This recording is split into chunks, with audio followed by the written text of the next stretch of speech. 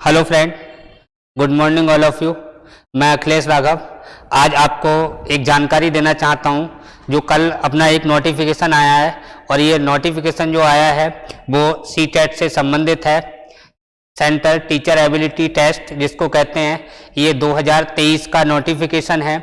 इसके जो application form है वो कल से भरना शुरू हो गए, यानी बोलें तो 27 अप्रैल से। और इसकी जो लास्ट डेट है फॉर्म की, वो लास्ट डेट 26 मई है।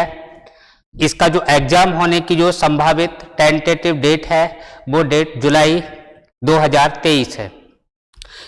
मैं आपको एक जानकारी देना चाहता हूं कि यूट्यूब चैनल के माध्यम से आपका पूरा सिलेबस सीटेट का जो भी है, आप चाहें तो सब्जेक्ट वाइज या प्रैक्टिस सेट, जैसे भी आपकी मर्जी हो, इच्छा हो, वैसे आप अपने कमेंट जो लाइन की पट्टी चल रही है यूट्यूब चैनल पर, इस नंबर पे कॉल करके बता सकते हैं या फिर आप कमेंट के माध्यम से बता सकते हैं।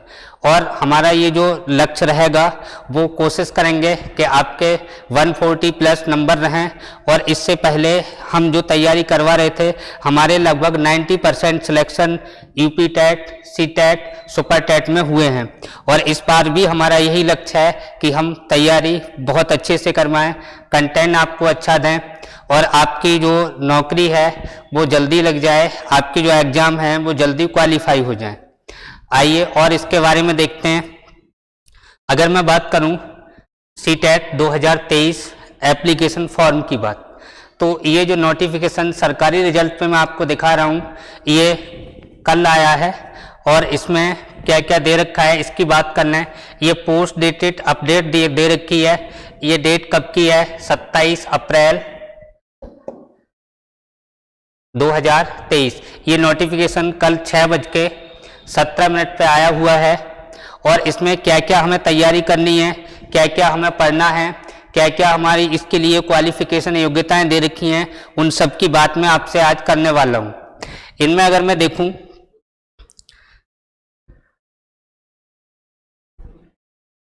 इसमें देखते हैं और क्या क्या हमें देखना है।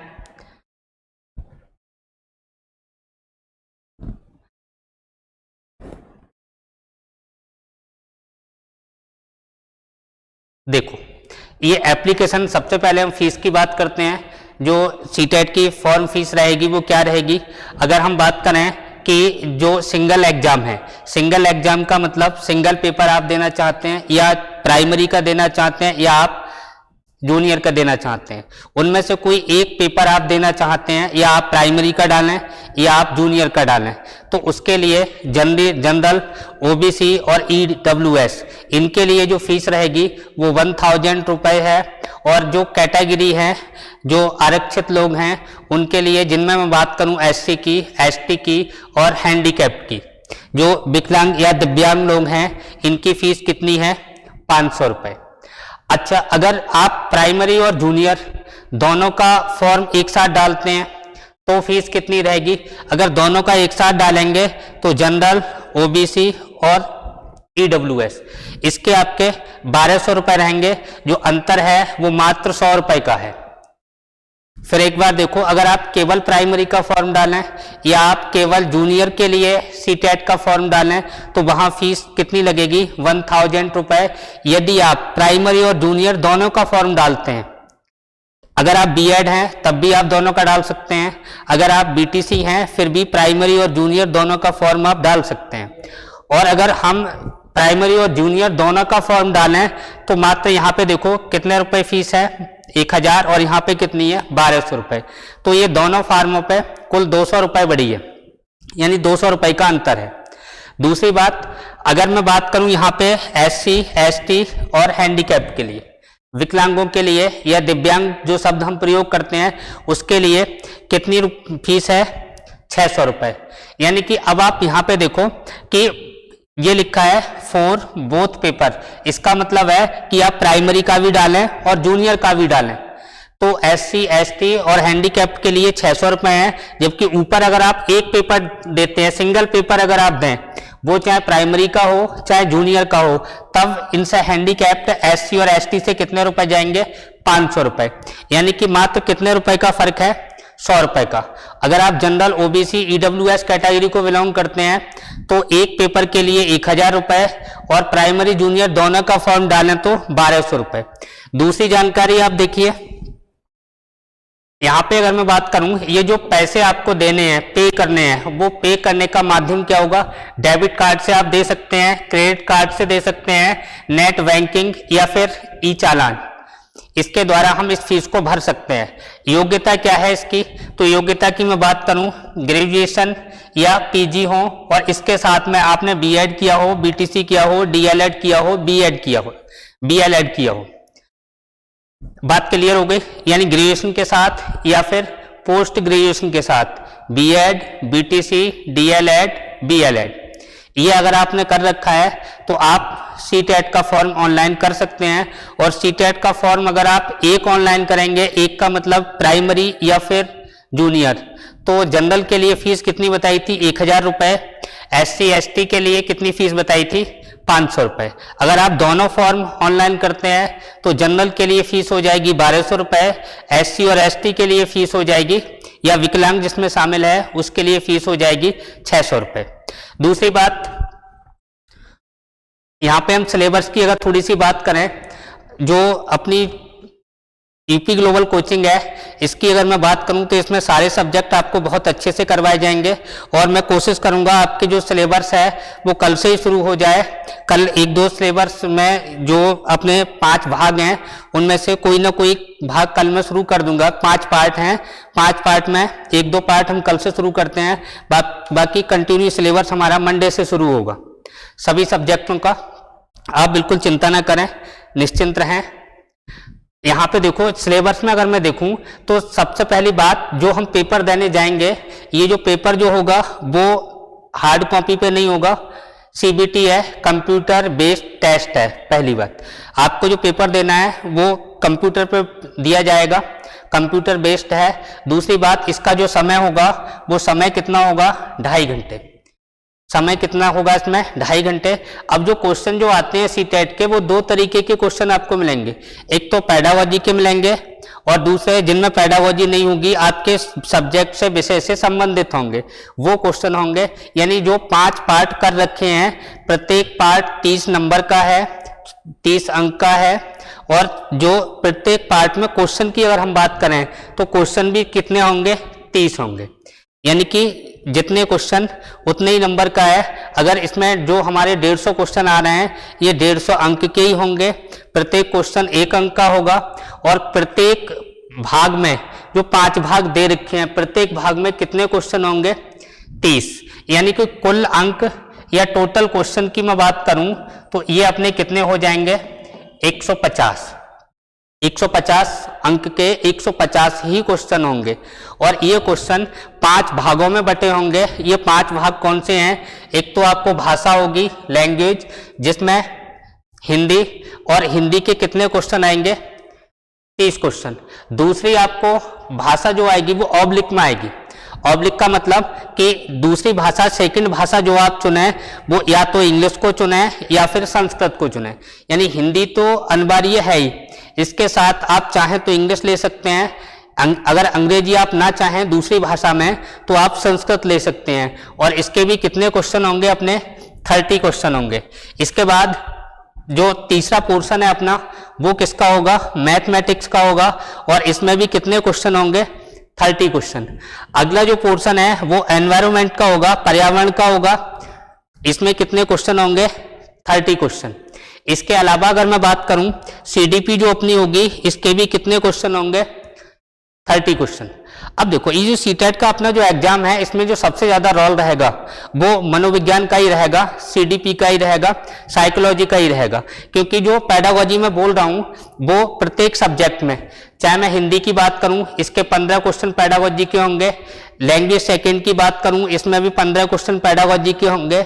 मैथमेटिक्स की बात करूं, इसमें भी 15 क्वेश्चन पेडागोजी के होंगे। और एनवायरनमेंट की बात करूं तो इसमें भी 15 क्वेश्चन पेडागोजी के होंगे। इस सीडीपी है, इसमें 15 क्वेश्चन पेडागोजी, 15 क्वेश्चन जो होंगे वो नॉन पेडागोजी वाले होंगे। तो ज्यादातर हमें जो ध्यान देना है, मोस्टली हमें जो ध्यान देना है वो पेडागोजी पर ध्यान देना है। वही मैंने लिखा है 30 क्वेश्चन, जिसमें 15 क्वेश्चन पेडागोजी और 15 कंटेंट के होंगे, यानी नॉन पेडागोजी वाले होंगे। दूसरी बात, और आपको जो आवश्यक जानकारी है वो क्या है, उसमें देखो मैंने बताया मार्क्स कितने का है 150, इतने क्वेश्चन कितने हैं 150, यानी कि 5 भाग हैं इसके और प्रत्येक भाग से 30-30 क्वेश्चन है। अगर मैं इसकी टाइमिंग की बात करूं तो टाइमिंग कितनी है, 2.5 घंटे का अपना सीबीटी एग्जाम होगा, कंप्यूटर बेस्ड टेस्ट होगा। इसमें दूसरी बात जो आपको ध्यान रखनी है, जब आप पेपर करने जाएं तो क्वेश्चन कोई भी छोड़ के ना आए, क्योंकि इसमें नेगेटिव मार्किंग नहीं है। आप प्रत्येक क्वेश्चन को जो आता है वो भी आप करके आए, जो नहीं आता है वो भी आप करके आए, नेगेटिव मार्किंग कोई नहीं है। ऑल क्वेश्चन आपको 150 के 150 ही अटेंड करने हैं। जैसे कि अन्य एग्जाम की हम बात करें, पुलिस की बात करें, एसआई की बात करें, या जो लेखपाल एग्जाम है या वीडियो वाला एग्जाम है, तो इनमें क्या होता है कि नेगेटिव मार्किंग है कि जो हमें नहीं पता है वो क्वेश्चन हमने लगा दिया, तो हो सकता है सही वाले क्वेश्चन से हमारे नंबर कट जाएं, नेगेटिव में चले जाएं। और यहाँ ऐसा इसमें सीटेट में मैं बात करूं तो ऐसा कुछ भी नहीं है। आपको 150 के 150 क्वेश्चन ही अटेम्प्ट करने हैं, छोड़ना एक भी नहीं है। आते हैं वो तो करने ही करने हैं, जो नहीं आते हैं वो भी आपको अटेंड करने हैं। दूसरी बात, अगर एग्जाम मोड की बात करूं तो एग्जाम मोड मैंने कहा ये सीबीटी कंप्यूटर बेस्ड टेस्ट है, यानी कि ऑनलाइन टेस्ट होगा, ध्यान रखना है। दूसरी बात, कट ऑफ की बात करूं, यानी कि पासिंग मार्किंग क्या रहेगी इसमें, तो पास मार्किंग की अगर हम बात करें तो यहाँ पे जो एससी है, एससी एसटी और ओबीसी, इसके लिए आपको क्वालिफाइंग करने के लिए कितने अंक चाहिए 82, जबकि जनरल या ईडब्ल्यूएस इनके लिए क्वालिफाई मार्क कितने होंगे 90, यानी कि एससी एसटी बीसी ओबीसी इसको कितने अंक चाहिए 82 चाहिए। जनरल और ईडब्ल्यूएस इनके लिए कितने अंक चाहिए 90। दूसरी बात, इसमें यहां एक बात आपको ध्यान रखनी है कि हम लोग जो पेपर देंगे वो अलग अलग राज्यों से हैं, और ये जो एग्जाम है वो सेंटर का एग्जाम है, केंद्र का एग्जाम है। हो सकता है कुछ जातियां, कुछ लोग सेंटर में जनरल में आते हों, राज्यों में ओबीसी में आते हों। जो लोग भले ही राज्यों में ओबीसी में आ रहे हैं, लेकिन वो सेंटर में जो जनरल में जो जातियां हैं उन्हीं के लिए ये जो यहाँ दे रखी है 90 नंबर जो पासिंग मार्क है, ये 90 नंबर पासिंग मार्क जो सेंटर के अंदर जनरल में है उन पे ये लागू होगी। राज्यों में आप जनरल में है या ओबीसी में है या एससी में है, इससे कोई फर्क नहीं पड़ता। इतना ध्यान रखना कि कुछ जातियां, जैसे हम अपने उत्तर प्रदेश में बात करें तो हमारे उत्तर प्रदेश में जो जाट हैं, जाट समुदाय के लोग हैं, उनके बारे में अगर मैं बात करूं तो वो राज्य में ओबीसी में आते हैं, लेकिन जब वो केंद्र का एग्जाम देंगे, जैसे अपना सीटेट देंगे, तो उन्हें भी कितने चाहिए 90 अंक चाहिए। जबकि राज्यों में राज्यों के हिसाब से अगर होता तो यहाँ ओबीसी यहाँ लिखा हुआ है, ओबीसी के लिए या बीसी के लिए कितने चाहिए 82, लेकिन ये जो जाट हैं ये सेंटर में किस में आते हैं जनरल में आते हैं, और जब जनरल में आएंगे तो इन्हें भी कितने चाहिए 90 अंक। यानी मेरा कहने का मतलब यह है कि राज्यों में कोई भी व्यक्ति जनरल में आता है या ओबीसी में आता है या फिर एससी में आता है, इस पे डिपेंड नहीं करेगा। सेंटर में वो जाति किस में आ रही है इस पे डिपेंड करेगा, इसका भी थोड़ा ध्यान रखना। दूसरी बात, मार्कशीट की जो वैलिडिटी है वो पहले तो 5 साल हुआ करती थी, लेकिन ये अभी थोड़े दिन पहले से इसके लिए क्या कर दिया है लाइफ टाइम कर दिया है, कि अगर एक बार आपने सीटेट कर लिया तो वो लाइफ टाइम है, उसकी वैलिडिटी 4 साल 5 साल या 6 साल नहीं है, आप उसको कभी भी यूज कर सकते हैं भविष्य में। यानी कि उसकी वैलिडिटी की बात करूं तो अनलिमिटेड है, लाइफ टाइम है, जब तक आपकी लाइफ है तब तक इस सर्टिफिकेट की लाइफ होगी जो सीटेट का आपने पास कर रखा है। दूसरी बात और ध्यान रखना है, हम आपको जो क्लासें देंगे, कल से जो क्लासें हम शुरू करने जा रहे हैं उसमें आपका सहयोग चाहिए, और सहयोग क्या, हम आपसे कोई पैसे नहीं ले रहे, फ्री में आपको क्लास दे रहे हैं। आपसे केवल हम इतना ही चाहते हैं कि इस क्लास को या जो आपको मैटर करवाया जाए उसको ज़्यादा से ज़्यादा लाइक करें, शेयर करें और सब्सक्राइब करवाएं। कोई फीस नहीं है। हम जो क्लासेस चलाएंगे वो बिल्कुल फ्री निःशुल्क आपको मिलेंगी। अच्छे से अच्छा कंटेंट देंगे, कोशिश करेंगे कि आपकी जो मार्किंग है वो 140 प्लस रहे। आज के लिए मैं आपको इसी के बारे में इतना ही बताना था। ठीक है, थैंक यू, धन्यवाद।